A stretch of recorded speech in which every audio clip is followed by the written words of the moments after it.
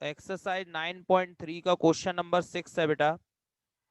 y अक्ष को मूल बिंदु पर स्पर्श करने वाले वृत्तों के कुल का अवकल समीकरण ज्ञात कीजिए।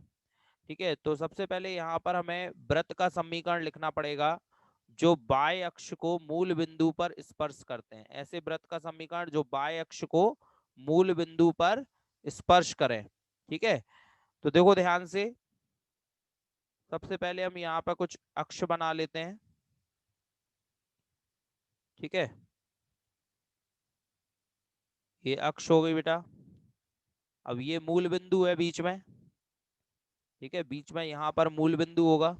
अब मान लीजिए कोई वृत्त हम ऐसा बनाए जो बाई अक्ष को कहाँ स्पर्श कर रहा है, इसी मूल बिंदु पर, 0 0 पर। ठीक है, तो मूल बिंदु पर स्पर्श कर रहा है बाई अक्ष को। ठीक है, तो ये वृत्त कुछ इस तरह से बनेगा। ठीक है बेटा, इस तरह से वृत्त बन जाएगा। ठीक है, ये वृत्त क्या कर रहा है, बाई अक्ष को कहाँ पर स्पर्श कर रहा है, मूल बिंदु पर स्पर्श कर रहा है। ठीक है, वाई अक्ष को, ये वाई अक्ष है। ठीक है, ये वाई अक्ष हो गया और ये एक्स अक्ष हो गया। तो जाहिर सी बात है, आप इसमें देख रहे होंगे, अब चाहे व्रत हम यहाँ बनाते या यहाँ बनाते या यहाँ बनाते या यहाँ बनाते, ठीक है, चारों में से किसी भी स्थान पर हम व्रत बना सकते थे। ठीक है, तब भी वो, अब ये इस तरफ बनता या इस तरफ बनता, इस तरफ बनता तो एक्स अक्ष को स्पर्श करता है ना, तो या तो इस तरफ या फिर इस तरफ, दोनों में से किसी एक जगह पर व्रत बनेगा तो वो वाई अक्ष को मूल बिंदु पर स्पर्श करेगा। ठीक है, तो इसके जो केंद्र होंगे बेटा, अगर ये वाई अक्ष को स्पर्श कर रहा है तो इसके केंद्र कहां पर होंगे, एक्स अक्ष पर। केंद्र कहां पर होंगे, एक्स अक्ष पर, जिसके निर्देशांक हम ले ले रहे हैं एच कॉमा जीरो। वैसे एच कॉमा के होते हैं ना केंद्र के निर्देशांक, लेकिन यहां पर हम केंद्र के निर्देशांक क्या मानेंगे, एच कॉमा जीरो, क्योंकि केंद्र एक्स अक्ष पर है और एक्स अक्ष पर वाई का मान 0 होता है। साथ ही साथ ये जो एच दूरी है, ये यहां से यहां तक की दूरी होगी एच। ठीक है, ये दूरी एच होगी, तो यहाँ पर त्रिज्या भी कितनी हो जाएगी बेटा, त्रिज्या भी एच हो जाएगी। बात समझ में आ रही है, त्रिज्या भी कितनी हो गई, एच, क्योंकि केंद्र से परिधि तक की दूरी त्रिज्या कहलाती है। और चूंकि ये मूल बिंदु है तो यहाँ से यहाँ तक की दूरी एच होगी, तभी इसके निर्देशांक एच कॉमा जीरो है। ठीक है, तो देन ये बीच की दूरी कितनी हो गई, एच हो गई, और यही त्रिज्या कहलाई, क्योंकि ये वृत्त का केंद्र है और वृत्त के केंद्र से परिधि तक की दूरी त्रिज्या कहलाती है। तो वृत्त की त्रिज्या कितनी हो गई, एच। ठीक है, अब वृत्त का समीकरण क्या होता है बेटा, वृत्त का समीकरण होता है, वृत्त का समीकरण जो कि 11th क्लास में हम लोगों ने पढ़ा था। ठीक है, क्या होता है, एक्स माइनस एच का whole square plus y minus k का whole square is equal to r square. अब यहां पर देखो ध्यान से, एक्स माइनस एच तो ऐसा ही रहेगा, वाई माइनस के की जगह क्या आ जाएगा बेटा, जीरो, क्योंकि केंद्र क्या माने हमने, एच कॉमा जीरो। तो यहाँ पर एच की जगह एच रहा, लेकिन के की जगह जीरो आ गया, और आर की जगह देखो कितना आ जाएगा, एच, क्योंकि त्रिज्या एच है तो आर की जगह एच आ गया। अब इसे सॉल्व करो बेटा, तो एक्स माइनस एच का होल स्क्वायर क्या होगा, x square plus H square minus 2xh।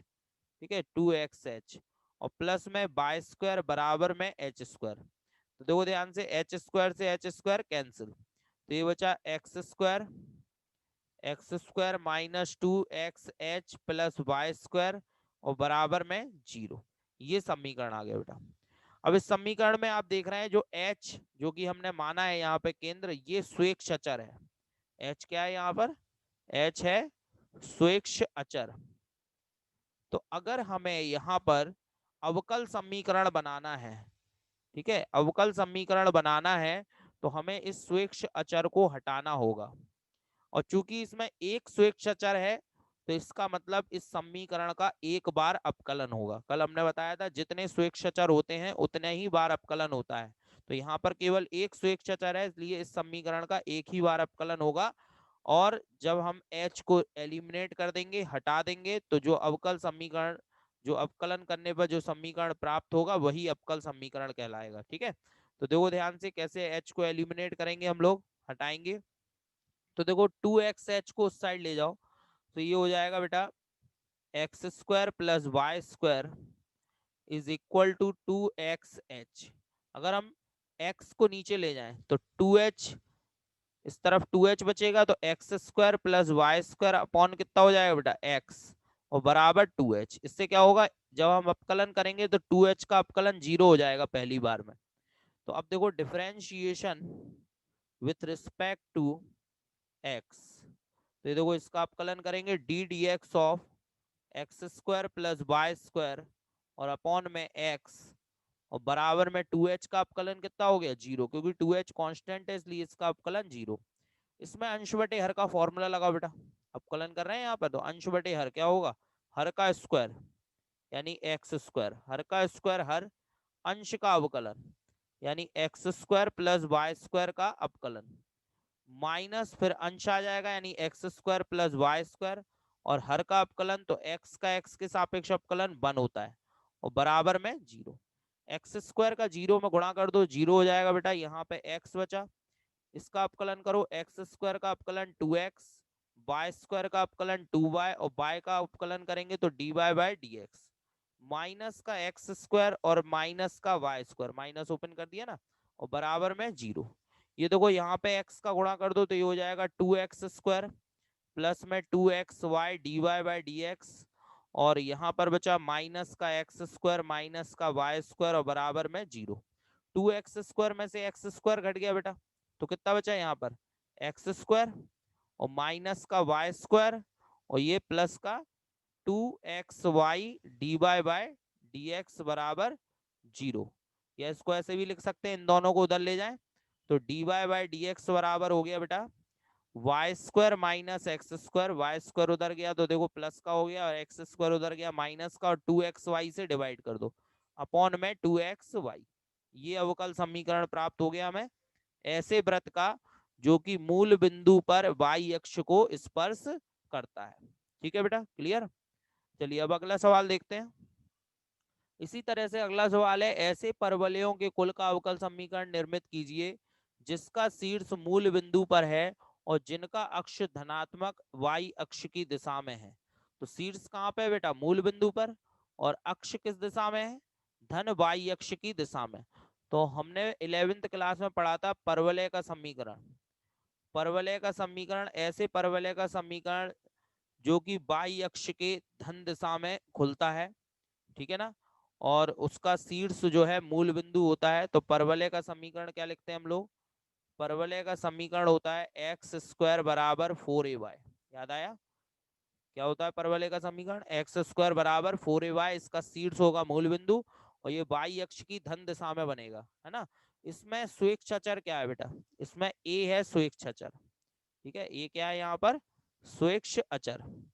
तो यहाँ पर भी आप देख रहे हैं कितने स्वेच्छाचर है बेटा, केवल एक स्वेच्छाचर है। तो यानी कि इस पूरे समीकरण का एक बार अपकलन होगा और इसमें a को एलिमिनेट करा देंगे तो देन हमें अवकल समीकरण प्राप्त हो जाएगा। तो हम यहाँ पे y को नीचे ले आए बेटा, y को हम नीचे ले आए तो ये हो गया एक्स स्क्वायर बटे वाई बराबर में 4a। तो क्या होगा, जब एक बार अपकलन करेंगे तो सीधा जो है 4a 0 हो जाएगा अपकलन में। ठीक है, तो differentiation with respect to x के सापेक्ष अपकलन करो इसका, तो d d x of x square upon y, और 4a का अपकलन क्या हो गया 0। इसका अपकलन करेंगे तो अंश बटे हर लगेगी हर का स्क्वायर यानी वाई स्क्वायर, फिर वाई एक्स स्क्वायर का अपकलन कितना होता है 2x माइनस एक्स स्क्वायर, और y का अपकलन कितना होता है dy बाय dx बराबर 0। ये देखो वाई स्क्वायर का 0 में गुणा कर दो 0 हो जाएगा, और यहाँ पर 2xy माइनस का एक्स स्क्वायर और dy बाय dx और बराबर में 0। इसमें हम चाहें तो x कॉमन भी ले सकते हैं या x square d y by d x को उधर ले जाएं, तो x square d y by d x बराबर कितना आ गया 2xy, और x से x कैंसिल कर दें, x से x का स्क्वायर कैंसिल कर दो, सो देन कितना बचा बेटा x d y by d x और बराबर में कितना बचा 2y। ये इसका अवकल समीकरण हो गया बेटा, ठीक है, ये आंसर हो गया, क्लियर। चलिए नेक्स्ट क्वेश्चन देखो, ऐसे दीर्घवृत्तों के कुल का अवकल समीकरण ज्ञात कीजिए जिनकी नाभियां बाह्य अक्ष पर हैं और केंद्र मूल बिंदु है। तो दीर्घवृत्त का समीकरण क्या पढ़ा है बेटा हमने, दीर्घवृत्त का समीकरण, दीर्घवृत्त का समीकरण होता है बेटा x square upon a square plus y square upon b square बराबर में 1। ये दीर्घवृत्त का समीकरण होता है। इसमें आप देख रहे हैं ए और बी दो स्वेच्छाचार हैं, तो इसका मतलब यदि हमें इसका अवकल समीकरण प्राप्त करना है तो हमें इसका 2 बार अपकलन करना होगा और ए और बी को एलिमिनेट करना होगा, हटाना होगा। ठीक है, तो देखिए ध्यान से, तो सबसे पहले एक बार अपकलन करते हैं, differentiation with respect to x, कितना होगा बेटा, एक्स स्क्वायर का अपकलन 2x अपॉन में ए स्क्वायर, वाई स्क्वायर का अपकलन 2y अपॉन में बी स्क्वायर, और y का अपकलन dy/dx बराबर में 0, 1 का अपकलन 0। इसके बाद हम 2x अपॉन ए स्क्वायर को उधर ले जाएं, सो 2y अपॉन बी स्क्वायर और dy/dx, ठीक है, और बराबर में माइनस का 2x अपॉन ए स्क्वायर आ गया, 2 से 2 कैंसिल कर दो बेटा, बी स्क्वायर को ऊपर ले जाओ, x को नीचे ले आओ, सो y अपॉन एक्स dy/dx बराबर कितना आ गया बेटा, माइनस का B square upon a square. ये हमने B square upon a square जो कांस्टेंट है उसे एक तरफ कर लिया, जिससे क्या होगा, अब जब हम इसका दूसरी बार अपकलन करेंगे तो ये पूरा 0 हो जाएगा। क्योंकि 2 बार अपकलन क्यों करना है, क्योंकि यहाँ पर 2 स्वेच्छाचार है, तो जितने स्वेच्छाचार होते हैं उतनी बार अपकलन होता है, तो देन यहाँ पे दूसरी बार अपकलन करेंगे, तो again differentiation with respect to x, ठीक है, दोबारा इसका अपकलन करें, तो ये देखो यहाँ पर कितना होगा, D d x of y upon x dy/dx, ठीक है, और इक्वल में B square upon a square का अपकलन कितना हो जाएगा बेटा, 0, B square upon a square का अपकलन 0, और यहाँ पे D d x of y upon x dy/dx, इसमें फर्स्ट सेकंड लगा दो बेटा, तो पहला फलन y अपॉन एक्स, दूसरे का अपकलन, तो dy/dx का अपकलन क्या होगा, d square y by d x square plus dy/dx, और फिर y अपॉन एक्स का अपकलन, तो d d x of y upon x, ठीक है, और बराबर में 0, तो y upon x d square y upon d x square ऐसा ही रहेगा बेटा, और यहाँ पर प्लस में dy/dx, यहाँ पे देखो अंश बटे हर लगा दो, y अपॉन एक्स में अंश बटे हर, ठीक है, हर का स्क्वायर यानी एक्स स्क्वायर एक्स, y का अपकलन dy/dx माइनस y, और हर का अपकलन x का अपकलन कितना हो गया, 1, और बराबर में 0। ठीक है, अब आप यहाँ पे देखें, यहाँ पर अगर x से अलग अलग डिवाइड कर दें तो y upon x d square y over d x square, और प्लस में dy/dx, यहाँ पर एक्स स्क्वायर से डिवाइड किया तो x अपॉन एक्स स्क्वायर यानी 1 अपॉन एक्स आ गया, x से एक्स स्क्वायर डिवाइड होगा तो 1 अपॉन एक्स, और माइनस का y अपॉन एक्स स्क्वायर, और बराबर में 0। ठीक है, अब यहाँ पर आप देख रहे हैं इसका dy/dx का अंदर मल्टीप्लाई कर दो तो y upon x d square y upon d x square plus में 1 अपॉन एक्स dy/dx का होल स्क्वायर, ठीक है, और माइनस का y upon x square, y upon x square, और साथ में dy/dx। ठीक है बेटा, इसमें चाहे तो हम एक्स स्क्वायर का कॉमन ले लें, 1 अपॉन एक्स स्क्वायर कॉमन, या ये कह लो कि एक्स स्क्वायर से गुणा कर दें, तो यहाँ एक्स से एक्स कैंसिल हो जाएगा, एक्स वाई बचेगा, और d square y by d x square, यहाँ भी एक्स स्क्वायर से गुणा करेंगे, एक्स से एक्स कैंसिल, एक्स बचा, और d y by d x का होल स्क्वायर, और यहाँ पर एक्स स्क्वायर से एक्स स्क्वायर कैंसिल कर दिया तो वाई बचा, और d y by d x बराबर में 0। ठीक है बेटा, ये इसका अवकल समीकरण आ गया, ये आंसर हो गया। क्लियर, चलिए अब नेक्स्ट क्वेश्चन देखते हैं। ऐसे अतिपरवलयों के कुल का अवकल समीकरण ज्ञात कीजिए जिनकी नाभि एक्स अक्ष पर है और जिनका केंद्र मूल बिंदु है। तो यहाँ पर हमें अतिपरवलय के समीकरण के लिए निकालना है, तो अतिपरवलय का समीकरण क्या होता है बेटा, x square upon a square minus y square upon b square बराबर 1, ये अतिपरवलय का समीकरण होता है। तो अभी जो पिछला सवाल मैंने करवाया बस उसमें और उसमें इतना अंतर है कि वहां प्लस है और यहाँ पर माइनस, तो बिल्कुल सेम वैसे ही करेंगे, तो ये आप होमवर्क में नोट कर लीजिए, क्वेश्चन नंबर 9। अब इसके बाद हम क्वेश्चन नंबर 10 देखते हैं। इसमें दिया हुआ है बेटा, ऐसे वृत्तों के कुल का अवकल समीकरण जिनका केंद्र वाई अक्ष पर है और जिनकी त्रिज्या 3 है। सबसे पहले तो केंद्र वाई अक्ष पर है, तो केंद्र क्या माने, तो केंद्र हमें मानना पड़ेगा यहाँ पर 0, वैसे केंद्र h, के होता है, लेकिन चूंकि बाय अक्ष पर है तो बाय अक्ष पर x का मान 0 होता है, तो h 0 हो जाएगा और y की जगह k आ जाएगा, तो इसलिए बाय अक्ष पर केंद्र होने के कारण इसका केंद्र हो गया 0, और त्रिज्या तो हमें r बराबर 3 दी हुई है। तो वृत्त का समीकरण क्या होगा बेटा, वृत्त का समीकरण तो ये हो जाएगा बेटा, फॉर्मूला होता है x माइनस एच का whole square plus y minus k का whole square is equal to r square.